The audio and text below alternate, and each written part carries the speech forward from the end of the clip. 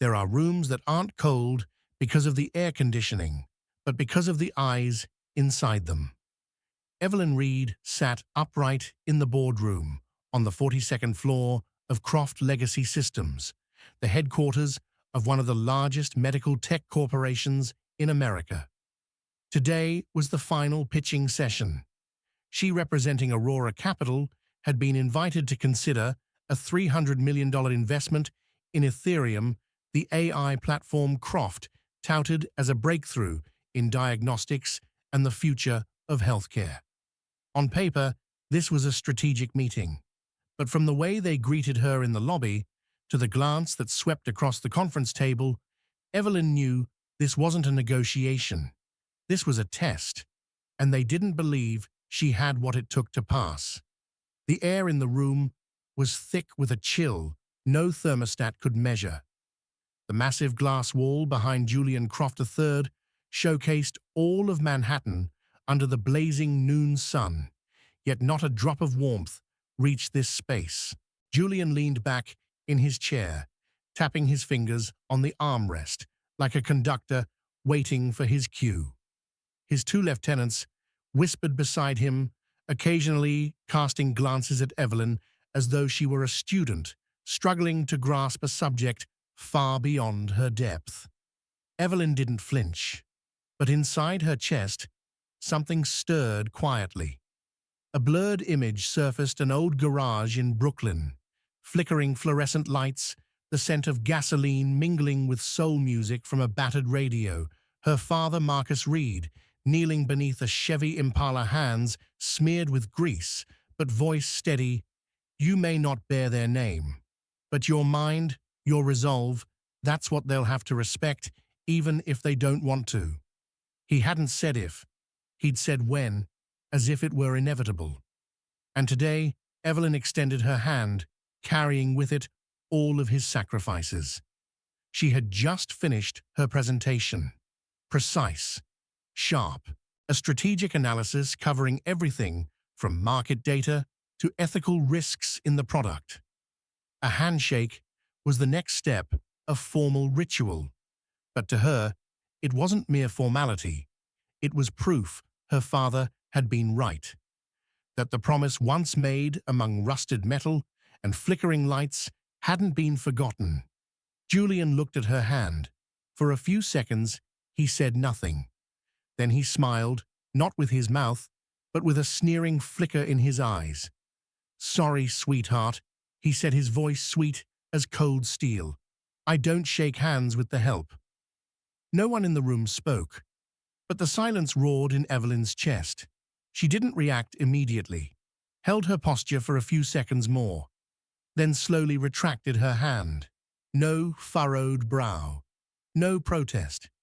She sat back down, as if nothing had happened.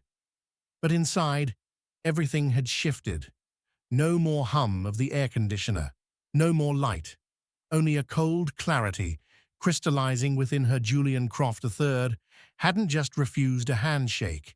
He had refused history, refused sacrifice, refused the truth that for the first time in his life he was going to pay.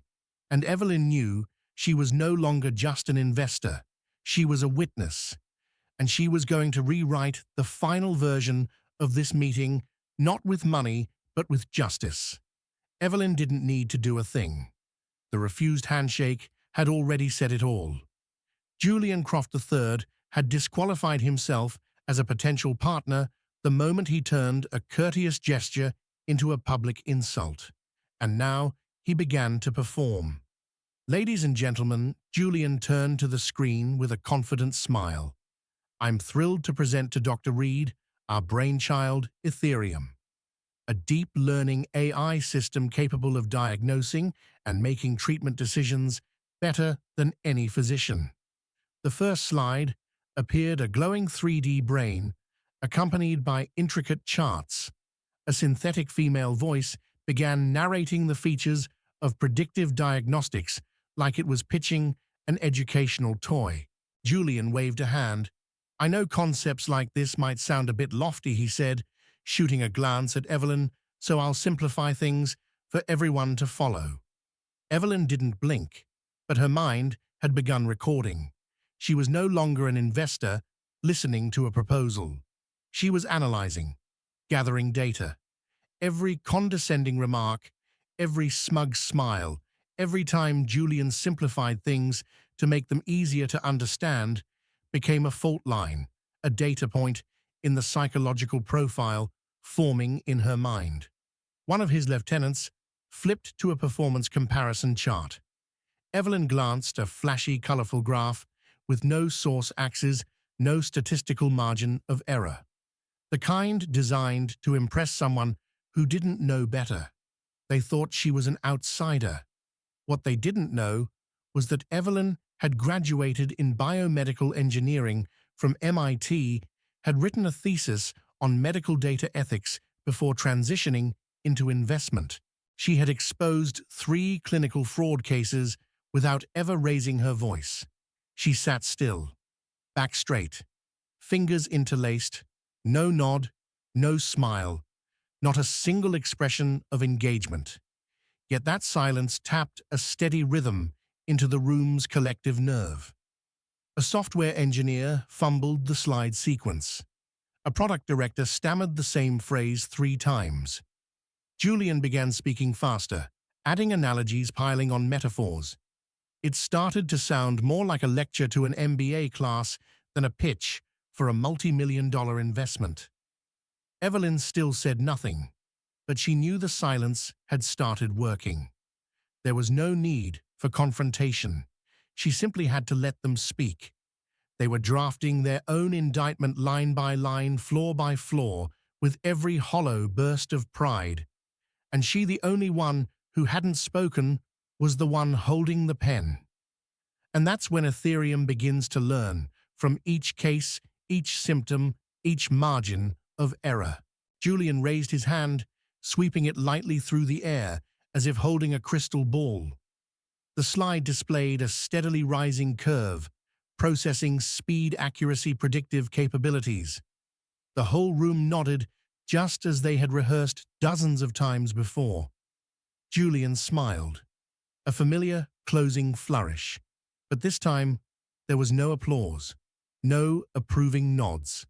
Evelyn remained seated, but something in her gaze had shifted. She was no longer watching, she was seeing through. She raised her hand. "I have a question," she said, her tone calm, as if asking about a boarding gate at check-in. Julian paused for a beat. "Of course," he replied, still wearing his friendly mask, though his shoulders stiffened slightly.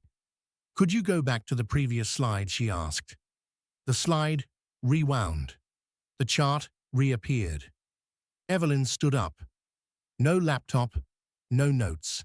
Just her and a memory honed by years as an engineer and hundreds of tech due diligence sessions. "The dataset you used here is D13B, correct?" Her voice wasn't loud, but everyone held their breath. "Correct, a product." Director responded, straightening slightly. "That data was collected from preclinical trials and has been cross-validated." Validated by what? Evelyn followed up, eyes still on the screen.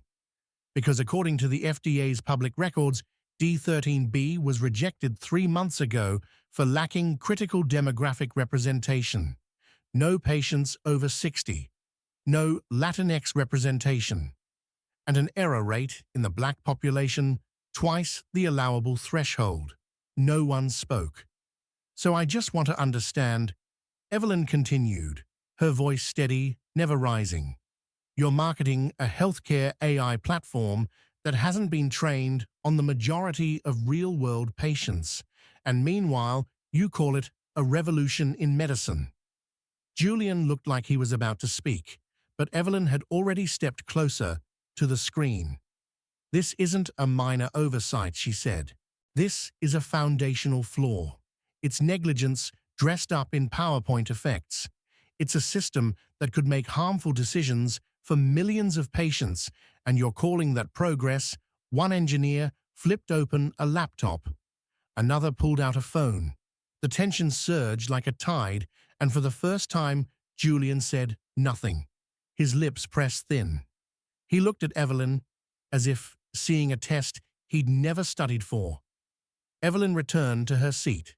Still composed, she wasn't angry, she didn't raise her voice. She had simply made a cut, but it was surgical in its precision. And in both medicine and power, the first cut is always the one that counts. "We'll take a 15-minute break," Julian said, his voice dry, like someone who had just swallowed a shard of glass. No one objected. No one moved. The room felt as if all the air had been sucked out of it. Evelyn was the first to leave. No one stopped her.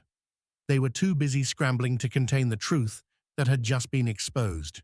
The men who had once treated her as an outsider were now arguing amongst themselves. Voices rushed, eyes filled with alarm. She stepped into the hallway. The glass doors closed behind her, sealing that room like a box full of system errors. The 42nd floor balcony opened to a pewter Manhattan sky. Wind surged up from Fifth Avenue like a blade, cold and sharp. Evelyn didn't flinch. She walked to the edge of the railing, hands resting against the thick glass eyes, gazing out over the city below. Here, everything felt quieter. No more slides, no more AI voices, no more charts pretending to be progress. Only the wind and the steady beat of her heart. Then came the memory. Not loud, not sorrowful, just quiet, like a father fixing a car in silence. She saw herself at 10 years old, knees tucked under her chin, beside an old car in the garage. Her father, Marcus Reed, lay under the chassis legs, sticking out hands covered in grease. On the cold cement floor, he slid out and handed her a wrinkled diagram. "See this line?" He pointed, voice low and steady, like the car's frame. "That's the bearing. It's small, but if you install it wrong, the whole engine shakes." She nodded. "You're going to walk into places I never got to," he said, wiping his hands with a cloth. "They'll look at you and think they already know who you are because of your gender, your skin, where you grew up." He looked up at her. That gaze didn't need to raise its voice. Let them think that. Then use your mind to tighten every bolt in that system. Evelyn closed her eyes, not to retreat, but to listen more clearly. She hadn't come here for revenge, not to win a game. She had come to calibrate a system that was shaking because faulty bearings had been left unchecked for too long. She opened her eyes. Manhattan was still there, glittering and cold. Her reflection in the glass, her father's eyes, her mother's cheekbones, the silence of a generation that never made it to the 42nd floor, now stood tall, unbowed. Evelyn turned back. The glass door opened. She returned to the boardroom where fraudulent numbers awaited dismantling. She was no longer alone. She stepped in with someone beside her, her father's ghost, and a promise yet to be fulfilled. When Evelyn stepped back into the boardroom, no one looked at her the same way. Julian stood in the center, trying to steady his team. He had just brushed off the data gap as a minor issue currently being addressed internally. A classic corporate maneuver: speak softly, smile often, and dodge anything resembling the word accountability. "We're still in the testing phase," Julian said, turning to Evelyn as if trying to rope her into the performance. "Perhaps you could share your inspiring journey. I'm sure the team would love to hear about how you got here from—" Where was it, Brooklyn? It was a trap, a distraction tactic. Get her to tell a rags-to-riches story, turning her into a feel-good anecdote, an emotional showcase with no real threat. Evelyn smiled faintly. "I did prepare a few things," she said, her voice soft but clear, "for the personal segment." She pulled a small USB from her blazer pocket and plugged it into the projector. The screen changed, not childhood photos, not a video of her mother crying with pride, but a news article, Croft Medical Tech pulled from market after incident in New Orleans. Bold headline, short subheader, over 200 patients misdiagnosed due to programming flaws and lack of minority population data. Julian paled. Someone on the team reached for the keyboard to exit the slide, but Evelyn stood in front of the screen, arms crossed. This was a 2017 product from Croft Legacy Systems, she said, an AI cardiovascular diagnostic tool that caused irreparable harm, and the company's response, she advanced the slide. The failure was not in the system, but in its usage. Statement by Julian Croft III. Evelyn turned to face him directly. 7 years ago, you blamed the doctors. Today, you're building a new platform on flawed data. In both cases, the ones who paid the price were underrepresented communities, the ones with no voice in the healthcare system. She stepped back. The final slide appeared a data gap comparison chart between the 2017 project and Aetherium 2025. 2 lines, eerily identical. This isn't an isolated incident, Evelyn said. It's a pattern of negligence dressed up in reputation and glossy 3D graphics. The room was silent. No clicking keyboards, no audible breaths. My fund doesn't invest in harmful technology. And we certainly don't invest in cultures that deflect blame and diminish human life. Julian opened his mouth, but nothing came out. His eyes scanned the room, searching for allies. But everyone was staring at the screen, at the evidence. In the story, they could no longer deny, because now it was public record. Evelyn returned to the table, unplugged the USB, and slipped it back into her pocket. Her voice barely more than a whisper. My story doesn't need to be told, but yours, it just began its ending. The room sat in silence after the public indictment. Julian stood motionless, his face frozen. His vice presidents whispered among themselves, but no one dared speak aloud. Their presentation had been replaced by a moral indictment, and no one had an answer. Evelyn remained seated. Her hands rested gently on the table, her gaze drifting from one person to the next, as if waiting for something. And then it came. A synchronized ping rang out from phones across the room. Julian glanced down at his iPhone. His eyes narrowed, then widened. Someone else let out a breathless murmur. Oh my God. On their screens, breaking headlines from Bloomberg, CNBC, and Reuters appeared in rapid succession. Aurora Capital launches 5B Integrity Fund targets direct competitors of Croft Legacy Systems. Sources confirmed Dr. Evelyn Reed to lead Aurora Capital's new fund, a warning shot to irresponsible tech firms. Julian looked up slowly, like a man bleeding out. Dr. Reed. His voice was raspy, stripped of arrogance. Only disbelief remained. Evelyn gave a slight nod, just enough. Doctor, MIT, Stanford, and currently CEO of Aurora Capital. She unlocked her phone and pressed a speed dial. The other end picked up immediately. Activate sundown protocol, she said. 3 words, soft as wind. But everyone in the room heard them and understood. The TV screen behind them still paused on the presentation feed, switched to live market data. The stock chart for Croft Legacy Systems began to drop. Not slowly, not subtly. It plummeted like an arrow shot from a rooftop. 10%, 16%, 22% within 7 minutes. Keys clacked furiously. One person bolted out to make a call. Another burst into tears. Julian collapsed into a chair as if his spine had just been removed. Evelyn stood firm, the blue glow of the screen lighting her face. Her expression wasn't smug, just cold. You once thought a handshake was a favor, she said, her voice light as air. I once thought it was a necessary ritual.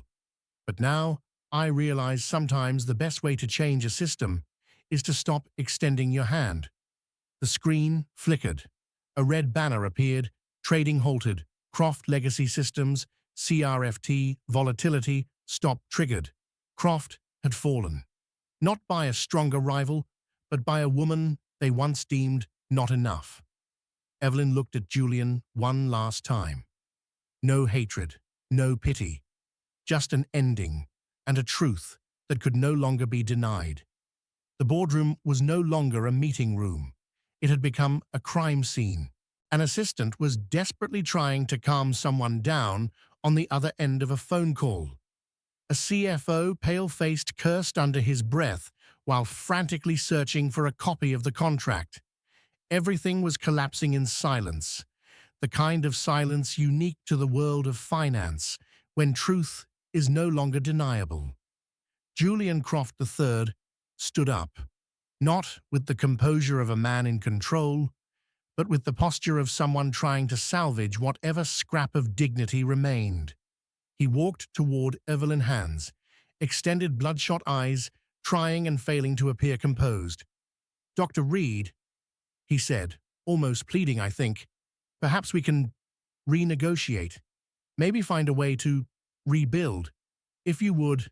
Evelyn didn't move. Her eyes landed on his hand, the same hand that once rejected her with arrogance, now trembling, reaching out like an anchor in a storm. She looked at it as one might look at an artifact in a museum, outdated, misplaced, and utterly meaningless. She did not take it. Instead, she turned and walked toward Eleanor Vance, the only board member in that room who hadn't said much, but whose eyes had made it clear where right and wrong stood.